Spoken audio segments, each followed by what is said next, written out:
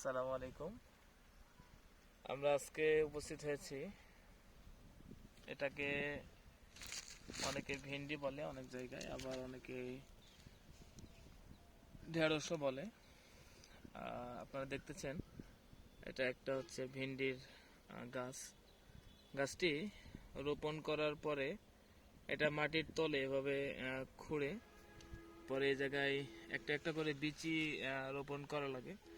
রোপণ করে এভাবে জায়গাটা ক্লোজ করে দিয়ে পানি ঢালাও সেচ যেটাকে বলে, পুরো জমিটাকে একটা সেচ দেওয়ার পরে 8 থেকে 10 দিন সর্বোচ্চ, এটা গাছটার বয়স হচ্ছে 8 থেকে 10 দিন। এর মধ্যে গাছটি অনেক বড় হয়ে গেছে এবং 3 পাতায় রূপান্তরিত হয়ে গেছে। গাছটি আমরা আপনাদেরকে আরও কাছাকাছি নিয়েই দেখাই একটু।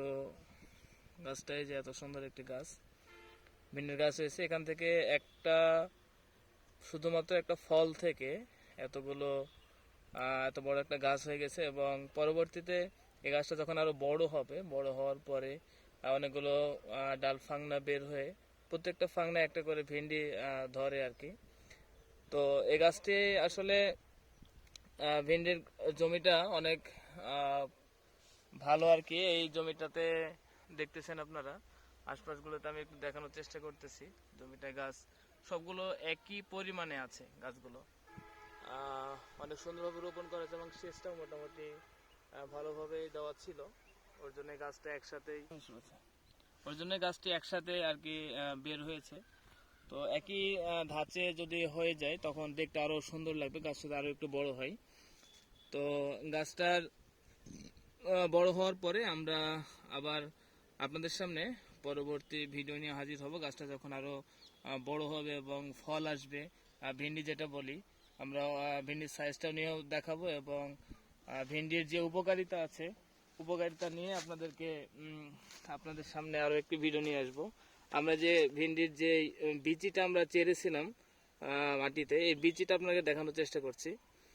এই বিচিটা উপরে পড়ে থাকার কারণে এটা শুকিয়ে নষ্ট হয়ে গেছে। এটা যদি মাটির মধ্যে থাকতো তাহলে হয়তো রোপণ করার পরে গাছটা বের হতো। এটা রোপণ করার সময় এটা মিস্টেক হয়েছে।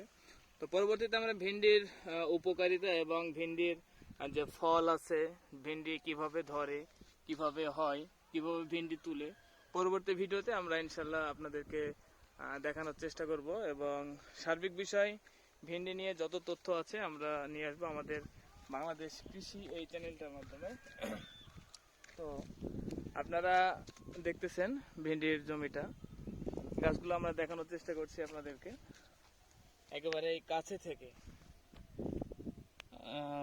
দেখেন গাছগুলো একেবারে একই মাপের গাছ। আর এটা সারি সারি যেটা বলি আমরা, দাগ টেনে সারি সারি ভাবে লাগানো আছে।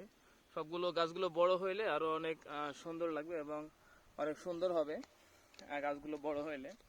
এটা লাগানোর পদ্ধতিটা হচ্ছে যে আমরা 4 আঙ্গুল পরপরেই ভিন্ডির চারাগুলো রোপণ করে থাকি। আপনারা দেখেন, আমি একটু দেখাচ্ছি আপনাদেরকে। এই যে 4 আঙ্গুল পরপরে এটা রোপণ করা থাকে এবং একটা লাইন, বড় বড় একটা লাইন আমরা একটু দেখানোর চেষ্টা করছি আপনাদেরকে, যে লাইনটা কিভাবে দেওয়া থাকে। সুন্দর করে দাগ টেনে টেনে লাইনগুলো দিয়ে ভিন্ডির গাছ রোপণ করা হয়েছে।